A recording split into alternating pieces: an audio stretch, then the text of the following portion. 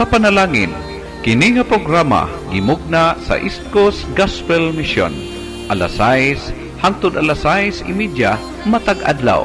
Aron ikaw matabangan nga maangkon ang tinuod nga kalipay, katagbawan ug kasiguruhan sa kinabuhi, ug nga kahatagan sa kasulbaran ang naghingapin nga mga kabalaka, problema, mga pangutana nga sa dugay ng panahon nakahasol pag-ayo kanimo. Busa paminaw ug sa Dios ikaw panalanginan.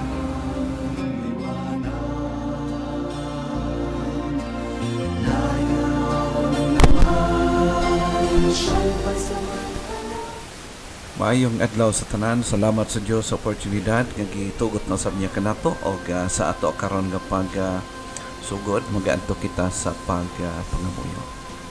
Kanimo o Dios nga langit non, nagpasalamat usab kami sa oportunidad nga imong gihatag kanamo nga makabasa usab kami o makapamalandong sa imong balaang mga pulong. Panalangin ni o Dios ang tanan nga nagapaminaw karon sa aniini nga stasyonan sa radyo o sa tanan nga mga Facebook friends, tanan nga makakonect karon Ginoo nining pagpamalandong. Hinaot po o Dios ang imong balaang pulong, padayon mag-convect. Gamiton nimo o Dios nga magtudlo, hatag kanamo og dugang pa nga mapahimangno og pag-encourage kanamo, at the same time giya kanamo ang mga prinsipyo gikan sa imong pulong among mabasa karon o magamit namo sa adlaw pagkinabuhi o God. I-bless ang tanan nga paminaw karon live, and even Father God sa tanan nga makaskan nini nga mao mga preaching. Lord, ikaw mag-bless sa tanan karon nini nga adlaw. In Jesus name, amen. Salamat once again sa gayon nga gitugot sa Dios kanato nga makapadayon kita sa ato ang pagpamalandong sa pulong sa Ginoo, o gikalipay na kong dako tungod kay siya matinumanon gyud kanunay sa atong kinabuhi. O hinaot pa nga niini karong higayon ang iyang pulong padayon nga maghatag kanato og dugang nga mga pagtulunan. Of course, padayon nato nga pagatan-awon ang ato nasugdan dinhi sa Colossians.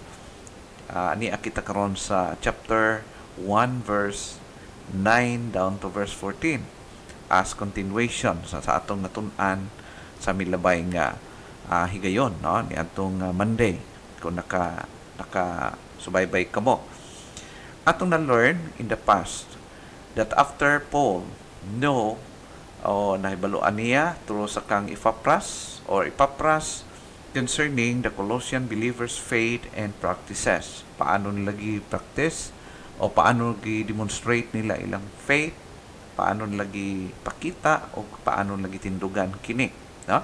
After nga na-learn niya through Epapras, ingon nga kauban sa buluhaton or mga nagpanghago dito nga area sa Colossae, not only nga nagmapasalamaton siya, but he continue on praying for more improvements. So ato makita dinhi ang tenor sa reaction or response ni Apostle Pedro or Apostle Paul, Apostle Pablo, after nga nakita niya ang ilahang pagtuo, paano lagi demonstrate kini, ilang paano lagi manifest ang ilang paghigugmaay sa usag-usa o alang sa Ginoo, paano lagi pakita kung unsa ang kanabitang klaseng kinabuhi anaa kanang nagahupot ka og paglaom diya sa Ginoo, no?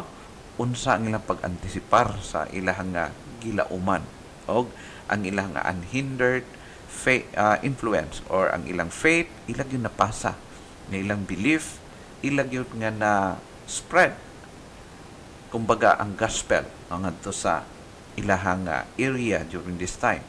So ato makita nga si Apostle Pablo padayon siya nagapray nga magpadayon sa pag-improve ang pagkinabuhi o paano ang mga Kristohanon during this time mubarog o padayon na mag-improve diya sa ilang spirituhanon nga kinabuhi.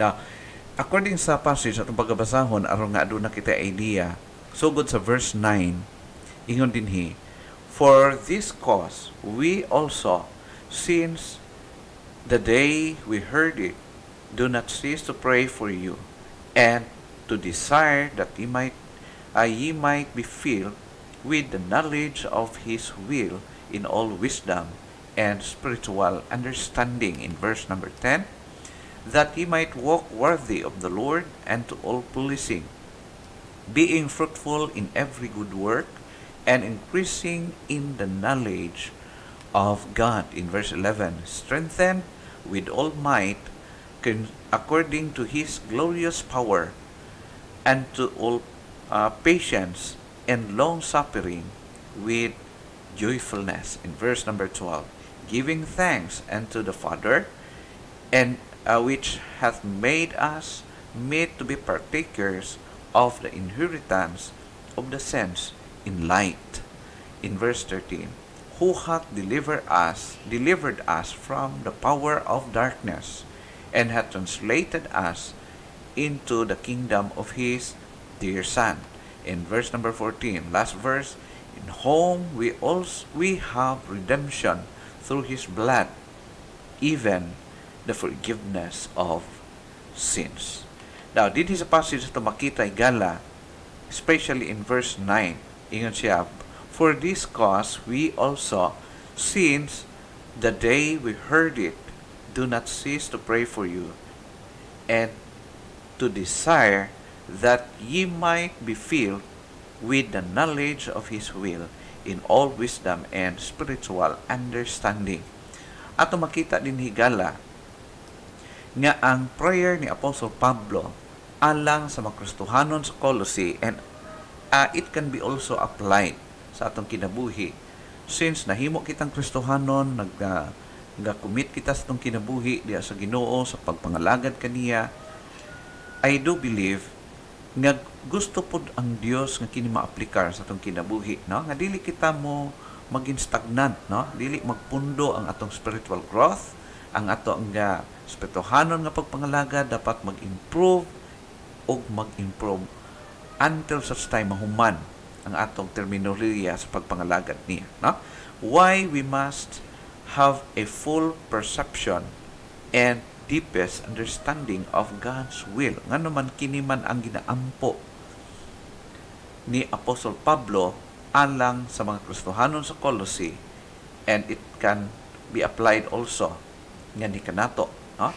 Nga ang mga Kristohanon magkaroon og buo o kompleto o tama nga panlantaw, no? Perception and deepest understanding of God's will. Of course, I do not say nga fully gyud masabtan nato ang kabuuhan sa kabubuton sa Ginoo tungod kay di man gyud matugkad ang kaalam sa Ginoo. Apan ang point is mag-improve ang atong kahibalo o mag-improve ang ato nga pagkinabuhi subay diya sa iyang kabubuton. The reason is nganong si Apostol Pablo nagaampo nga ang Kristohanon magkaroon og full perception and deepest understanding of God's will, because number one reason, in order nga ang Kristohanon makakinabuhi, no, mag-enable sila or we could walk worthy and blessing to God.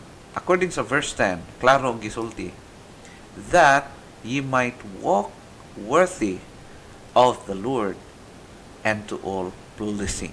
Mao kini siya ang specific prayer request ni Apostle Pablo alang sa mga Kristohanon sa Colossae during this time.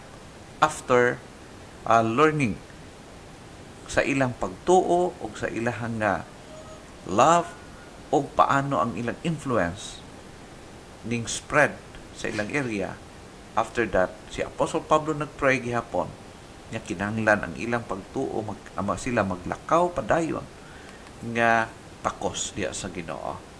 Ato ginamdamon sa quotation that right understanding leads to a right response or practices.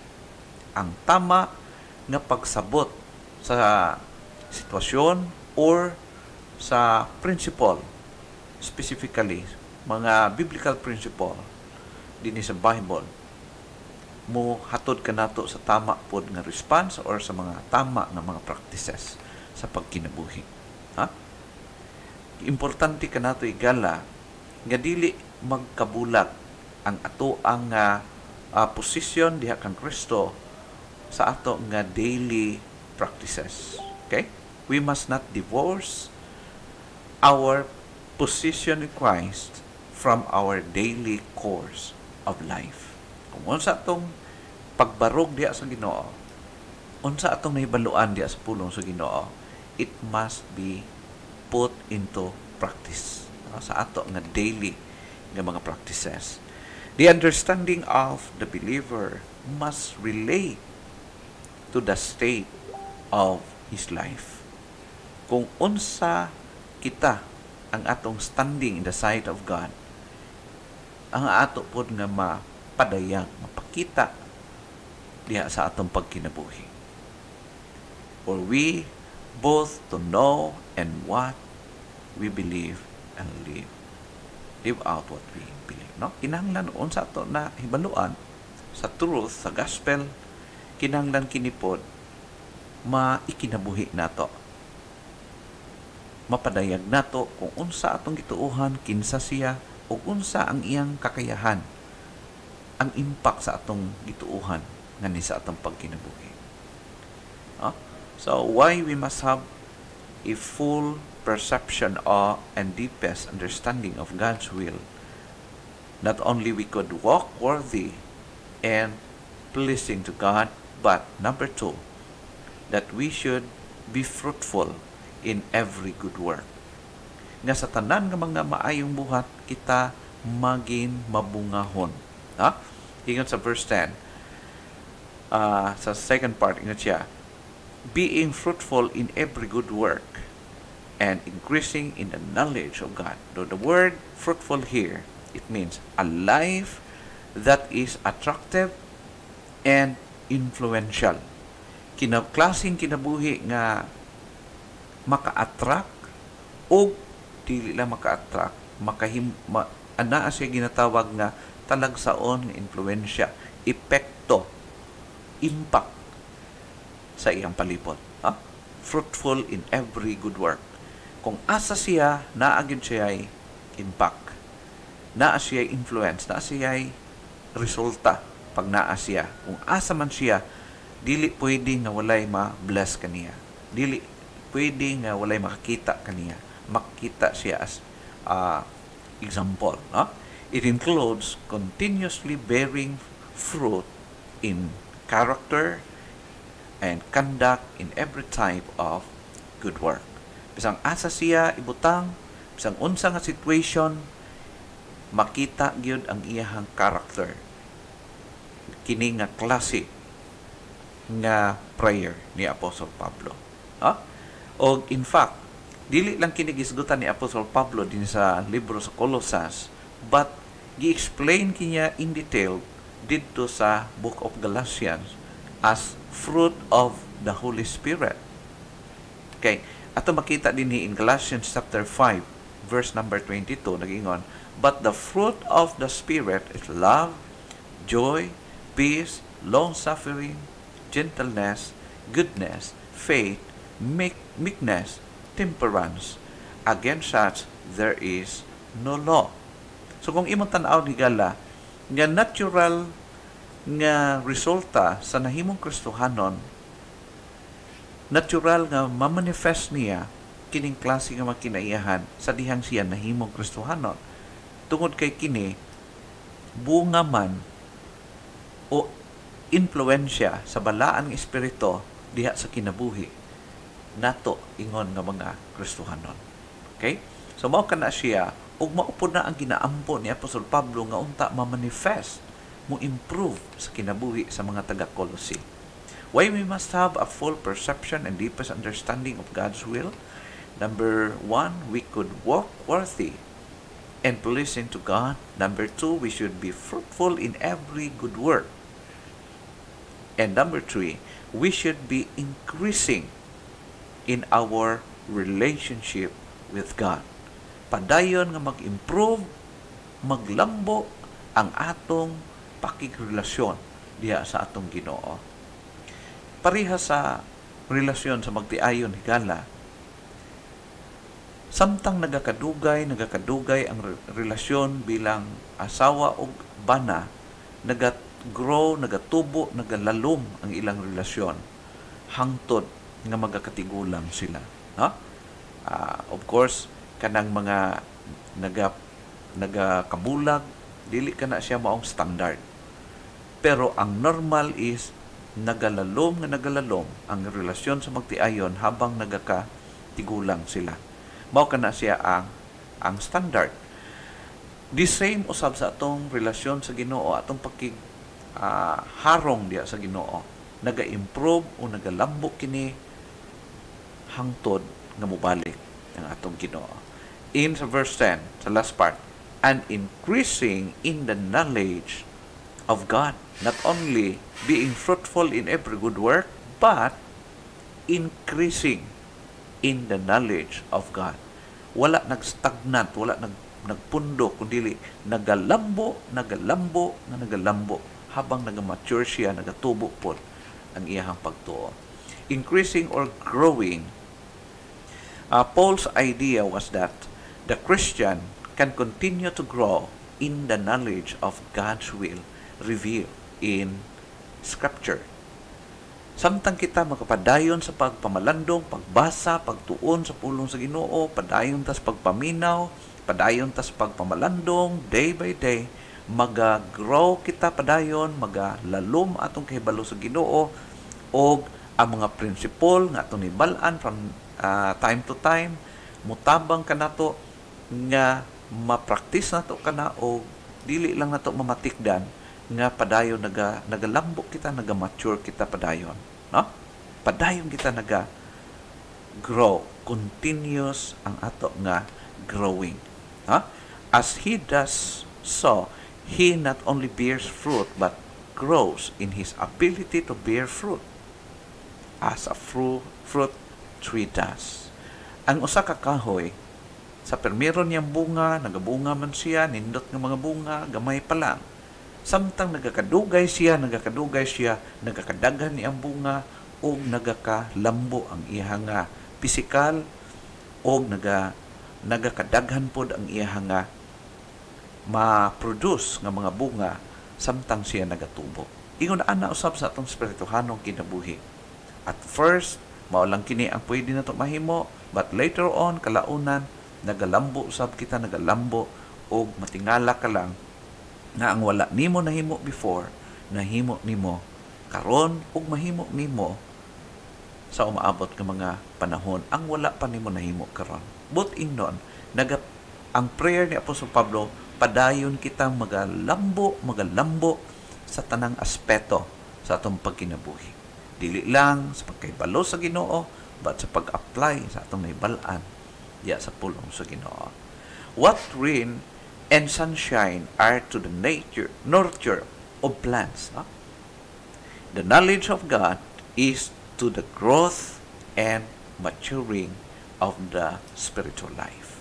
Kung ang ulan o ang sunlight nagatabang nga ma-nurture, magatubo ang usa ka tanom, sama usab ang kaalam sa Ginoo nga nagatubo diha kanato, nagahatag kanato nga mag-mature kita sa atong spirituhanon na kinabuhi.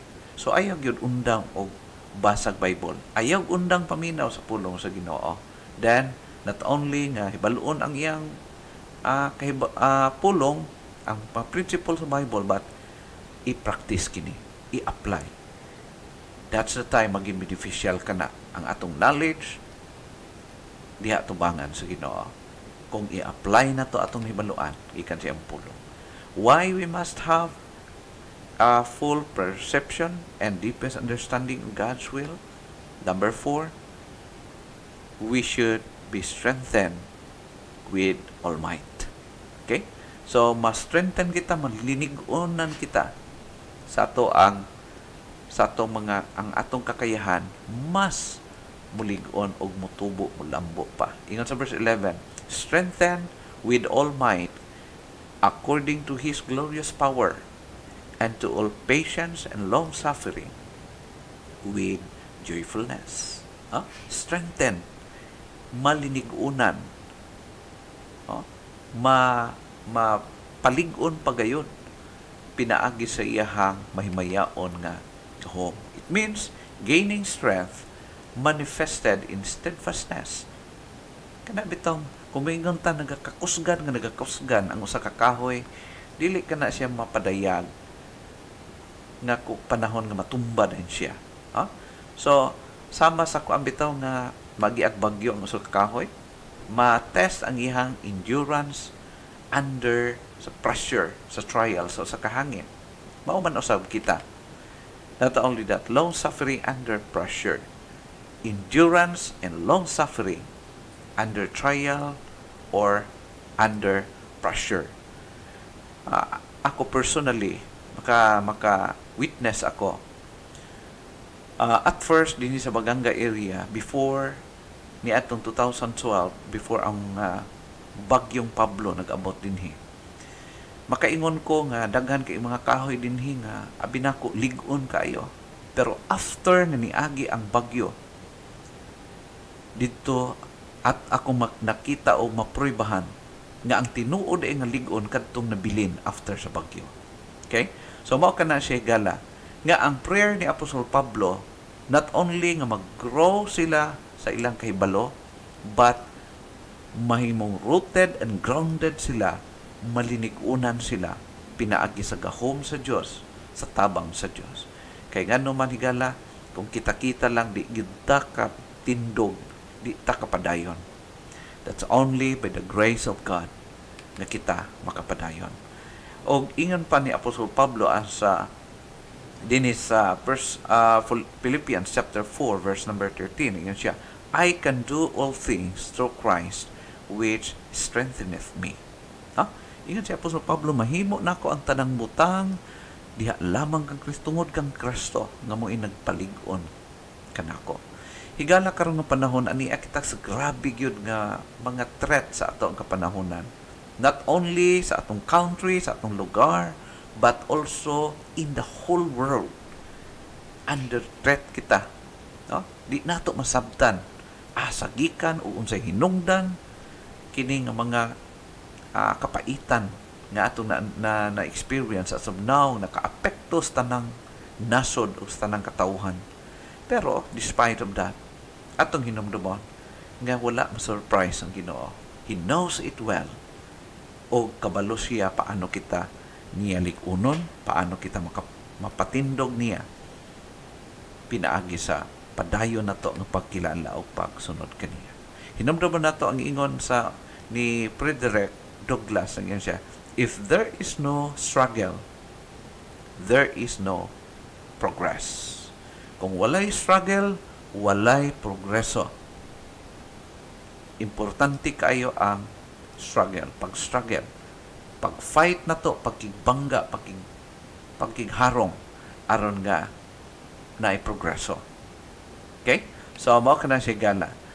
Why we must have a full perception and deepest understanding of God's will. Number 5, we should always be grateful to God. Kay kung masabtan na to, mulalom atong kahibalo diya sa Ginoo, even sa mga, shall we say, unfavorable circumstances sa atong kinabuhi, muhatod ka na to, mutabang ka na to, nga maging mapasalamaton gyapon kita sa Ginoo despite of bisan pa man unsa ang mga na-experience nato, mga unfavorable nga mga butang sometimes. Ingon sa verse 12, giving thanks unto the Father which hath made us meet to be partakers of the inheritance of the saints in light. Sa ato makita, it includes expressing gratitude to God consistently.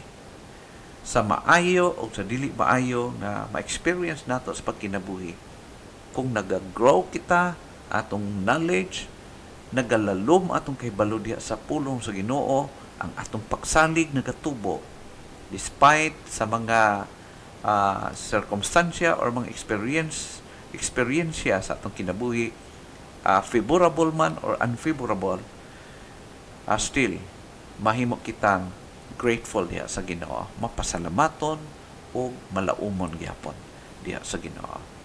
Now, ang continuation ini mga passages or verses nagahisgot na usab about the reasons for being grateful. Paano o unsa ang specific or possible reason ngano nga dapat ang Kristohanon mapasalamaton based sa prayer na gipaabot ni Apostol Pablo. Number 1, the reason is for God qualifies and makes us heirs of an inheritance. Ang rason is naa diha sa Dios o sa gibuhat sa Dios alang kanato. Gihimo kitang kwalipikado, gihimo kinyang takos nga manununod sa iyahang mga panulundon. Ingon sa verse 12, which hath made us meet to be partakers of the inheritance of the saints in light. Now, niini kalibutan na mawala man siguro kita, depende kung sa kabubuton sa Ginoo, but after this, kita manununod man sa gihapon sa plano o promise sa Ginoo. So ang atong final nga hope o atong final nga pinaka butang nga ginalong mao ang pag-uli, ang pag-adto sa iyang gingharian. Temporary raman ta din sa kalibutan. No? Busa, ang atong pagkamapasalamaton nakapundar diya sa atong sa promises o sa atong nahuptan nga paglaom diya sa Ginoo. Number 2, He delivers us from Satan's domain. Mao ni ang butang rason nganong maging mapasalamaton kita. Ngano man gipagawas kita gikan sa dominion ni Satan. According to verse 13, who hath delivered us from the power of darkness. Okay? Hath delivered us from the power of darkness. Hinumdum mo na to, we are not under Satan's domain. And that is because of the grace of God. Iya kitang palingkawas ni anak. Not only that, He transferred us to Christ's kingdom. No? So, in sa second part, and hath translated us into the kingdom of His dear Son. Before, sa wala pa kita yung relasyon diya sa Ginoo, we were under Satan's domain or under the power of darkness. But after knowing Christ, gitranslate kita o gitransfer kita into the kingdom of His dear Son. Now, of course, we are still ani-ani ini kalibutan, yet ang ato nga final home, ang atong destiny is padulong kita sa gingharian sa Ginoo by the grace of God. Okay? So, mao kana siya ang ato makita rason na kinahanglan kita maging mapasalamaton. And then, He redeemed and forgive us by the blood of Christ. In verse 14, in whom we have redemption through His blood, even the forgiveness of sins. Though we are not perfect, pero salamat sa Diyos kay iya kitang gilukat o iya kitang hinloan, gipasaylo because of the holy blood of our Lord Jesus Christ. Higala hinaot pa nga ang pulong sa Ginoo once again, padayon nga naga-remind kanato concerning sa atong pagkinabuhi. Sama sa kay Apostol Pablo, dili lang mapasalamaton siya sa kinabuhi sa taga Colosas, but also ang iyahang longing, desire niya diha sa Ginoo na ang ilang kinabuhi padayon pang maglambo. Higala siguro ikaw karon sa dihang naluwas ka, nag-start ang Ginoo og mga butang maayo diha sa imong pagkinabuhi, unsa ikaw nagapangalagad sa Ginoo, but ayaw stop, ayaw undang diha. padayon sa paglambo, padayon sa pag-improve sa imuhang pagkinabuhi para sa kamayaan sa Ginoo. Mao kana ang handom sa Dios na kita hangtod sa adlaw nga kuhaon kita, hangtod mahuman ang atong terminolohiya, ang atong specific nga mga assignments given by God. Himuon na to kini pinaagi sa iyang gahom, pinaagi sa iyang pagbulutan o sa iyang tabang nga anaa diya sa balaang espiritu nga naga dumala ka nato. Daghang salamat o ginaot pa higala nga once again ikaw, ako o kitang tanan karon napahinumduman sa pulong sa Ginoo. Dalaygon ang Dios o siya magapanalangin kaninyong tanan.